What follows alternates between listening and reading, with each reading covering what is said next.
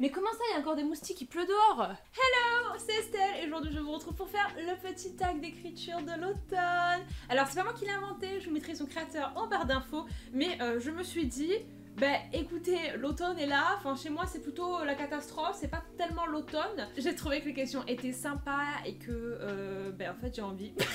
Il y a en tout 10 questions, je crois bien, toutes donc reliées avec un thème de l'automne. Première question c'est crunching leaves, donc les bruits de feuilles qu'on écrase. Le son parfait de l'automne. Qu'est-ce que vous aimez écouter pendant que vous écrivez? Alors moi, vous le savez, je suis pro playlist. Si je n'ai pas de musique, je ne peux pas écrire et je me mets même la musique un petit peu avant ma séance d'écriture pour commencer un petit peu à m'immerger dans le monde de mon histoire. Avant de commencer à écrire mon livre, ce que j'adore faire, c'est créer la playlist qui vraiment me fait penser à mon livre, qui me fait penser à mes personnages, qui me donne des idées de scène. Et après, c'est des playlists qui sont à peu près entre 30 et 40 chansons et j'écoute la playlist du livre quand j'écris le livre. Mais des fois, ça m'arrive quand même d'en avoir marre et de vouloir changer. Alors dans ce cas-là, ce que je fais, c'est que souvent je vais sur YouTube et je regarde des versions live ou des versions un peu modifiées de certaines chansons. Deuxième question, Hot Bubbling Cider. Alors, je crois bien qu'on parle de vin chaud. Donc Hot Bubbling Cider, du cidre pétillant, enfin non, le cidre c'est déjà pétillant, cidre chaud. Qui boit du... Bref. Quelle est donc la chose favorite que tu aimes manger ou boire pendant ta séance d'écriture? On en avait déjà parlé et ça a un petit peu changé. Je suis toujours en train de boire des infusions, ça n'a pas changé. Le truc c'est que je les bois avant parce que pendant je les oublie et du coup après j'ai l'infusion qui est genre remplie et qui est froide. Mais sinon maintenant je mange un carré de chocolat avant ma séance d'écriture. Me demandez pas pourquoi, je sais pas, ça me... Le goût du chocolat noir, ça me dit... Let's go écrire. Mais voilà, c'est un peu en fait un rituel et ça c'est un petit peu un truc que je vous conseille si jamais vous voulez vraiment vous créer vos habitudes d'écriture, de vous créer un rituel un petit peu, que ce soit pas juste ah on écrit, parce que sinon ton cerveau des fois il comprend pas, je dis attends mais quoi, mais moi j'étais pas prêt et tout, de tu vois petit à petit l'amadouer dans l'écriture. Donc tu fais ton livre, tu fermes tes volets, tu mets ta playlist, tu manges ton chocolat et là tu l'as amadoué et il se dit il y a la bonne ambiance là, j'ai envie d'aller écrire. Pumpkin Spice Latte, le truc que tout le monde prend à Starbucks, qui est orange et que je n'ai jamais goûté et qui a l'air dégueulasse. Quelque chose que tu aimais avant, mais maintenant que tu n'aimes plus du tout par rapport à l'écriture. Et ben figurez-vous que j'ai vachement réfléchi à ce truc, parce que dans l'absolu ça fait pas hyper longtemps que j'écris, ça ne fait que 5 ans, du coup les habitudes que j'ai pas eu le temps de vraiment m'en dégoûter. Mais mine de rien j'ai trouvé des petits trucs quand même qui ont un petit peu changé par rapport à avant. Alors un truc rigolo c'est que avant j'avais une playlist générale que j'écoutais pour tous mes livres, mais maintenant je me demande comment je faisais, parce que non, il y a des chansons qui vont pas. Avant mes mises en page, oh là là là là, déjà je savais pas qu'il fallait mettre un tiret, donc du coup je mettais des guillemets partout et moi je trouvais ça trop classe. Maintenant ça me... Quand je le vois, tu sais, ça fait oulala là là, mes yeux là ils saignent et tout. Avant aussi j'aimais bien la police Cambria. Maintenant je l'aime plus. Maintenant Cambria, ça fait...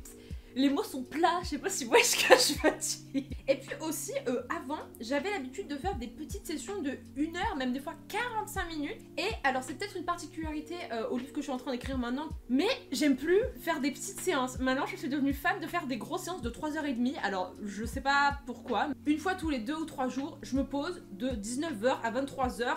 Et je fais que écrire. Je prends des pauses où genre je réfléchis, je réponds à des gens. Je sais pas pourquoi, j'ai besoin de me poser et j'ai besoin d'aller profondément dans le truc. Les soirées feu de camp, la soirée parfaite. Explique comment serait pour toi ta parfaite séance d'écriture, ta parfaite soirée d'écriture, voilà. Alors, pour moi, il y a beaucoup de choses qui entrent en jeu. Je explique. De 1, il faut que j'ai bien mangé avant. Il faut que je sois pas stressée, ça veut dire qu'il faut pas que le lendemain j'ai un DS ou une simu ou je ne sais quoi. Donc il faut vraiment que je sois libérée de toute source de stress extérieur. Il faut que je sois dans un lit et qu'il fasse froid et que du coup moi je sois en pull. On va faire un mix des saisons, on va dire que le soleil est en train de se coucher mais qu'en même temps il fasse froid et qu'on soit 19h, voilà. Et il faut pas qu'il y ait des gens qui m'appellent toutes les 30 secondes et que je sois tranquille, que je sois seule. Et voilà.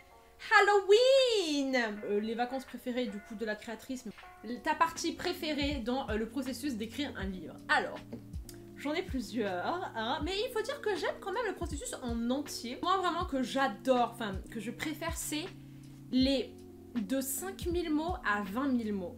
Genre pas le début de ton livre, mais le début où tu sais ce que tu fais. Ah, le sentiment de découvrir son livre et de parler pour la première fois pour tes personnages et de vraiment commencer ton histoire et de lancer...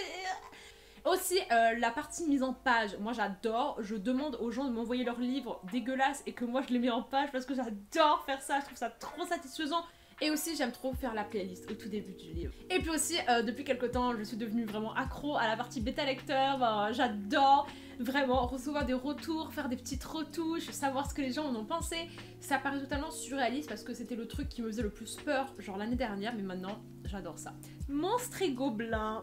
Qu'est-ce qui te fait le plus peur lorsque tu écris ou travailles sur un livre en général? Alors, moi, ce qui me fait un petit peu peur tout de même, c'est le fait de ne pas réussir à traduire mon idée.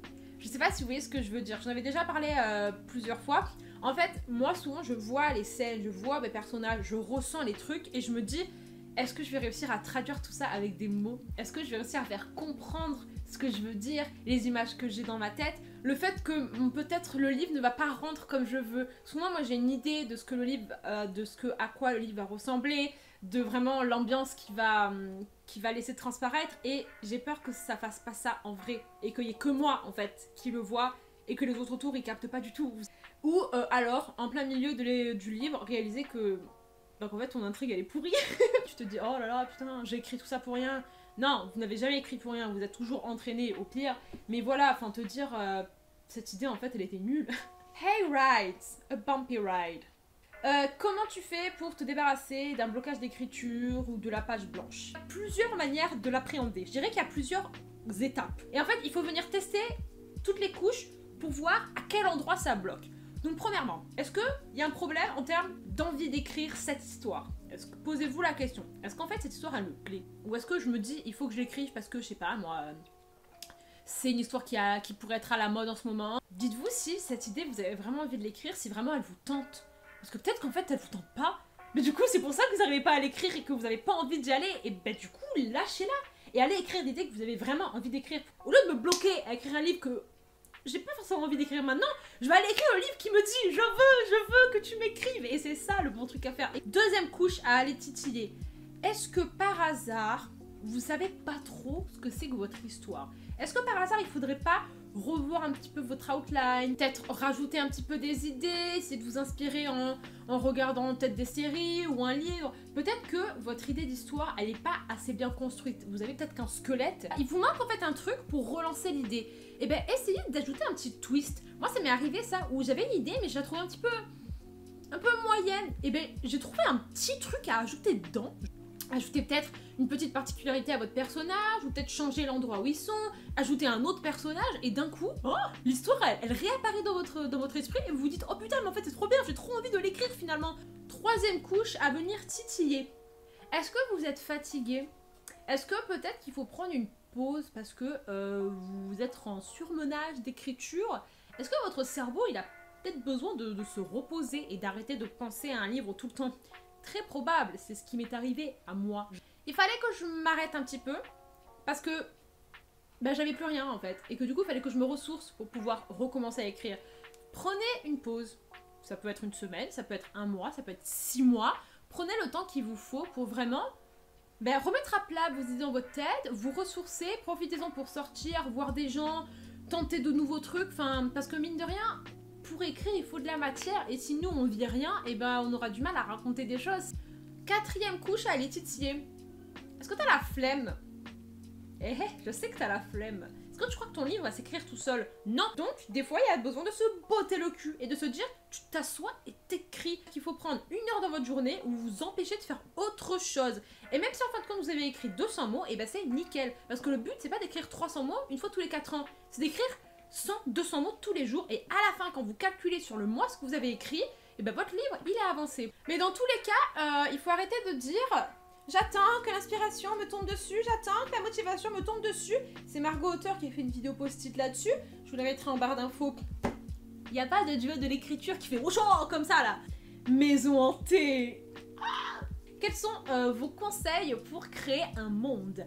Alors, J'ai des conseils à donner. Moi, vous savez que j'écris essentiellement des contemporains, du coup, bah, le monde, c'est la Terre, quoi. Mais du coup, moi, je vais vous parler des petites idées que j'essaierai peut-être de mettre en place le jour où j'essaierai de faire une fantaisie. Ne pas s'emballer dans faire un Seigneur des Anneaux bis avec 36 royaumes, 25 langues, 45 races. Je pense que ce sera perdu d'avance. Moi, je pense que je ferai simple, que je ferai peut-être un royaume, peut-être 2. Essayez de pas lâcher toutes les infos de tout le royaume dès la page 1. Non, essayez d'amener ça d'une manière que je ne sais pas. Un petit truc que je me suis dit qui pourrait être sympa, c'est d'essayer d'en profiter justement, vu que c'est un autre monde, pour inventer des petites traditions, des petites croyances, des fêtes nationales, enfin vous voyez, et s'amuser un petit peu avec ce monde-là et se dire tiens, si jamais je pourrais inventer un monde, qu'est-ce que je mettrais à l'intérieur? Qu'est-ce que j'aimerais bien qu'il soit à l'intérieur? Les citrouilles! Tout commence avec une citrouille. Je lis ce qui est écrit, hein. Je sais pas pourquoi tout commence avec une citrouille. Qu'est-ce qui te vient en premier quand tu inventes un livre? L'intrigue, les personnages, le monde ou autre chose? Alors moi, ce sont les personnages qui me viennent en premier. Et c'est souvent moi un regard, un sentiment qui démarre tout. Et après je me dis comment est-ce que je peux provoquer ce sentiment entre deux personnages? Comment je peux provoquer cette relation entre deux personnages? C'est souvent ça, des images que j'ai dans ma tête et que je me dis tiens, qu'est-ce qui aurait pu amener à cette image? Qu'est-ce qui aurait pu amener à cette scène? Et bien écoutez, ce petit tag il était très sympathique. Donc voilà, toutes les questions sont en barre d'infos si vous voulez refaire ce tag. J'espère que vous avez apprécié cette vidéo. Je vous fais des gros bisous et je vous dis à plus tard dans une prochaine. Bye bye.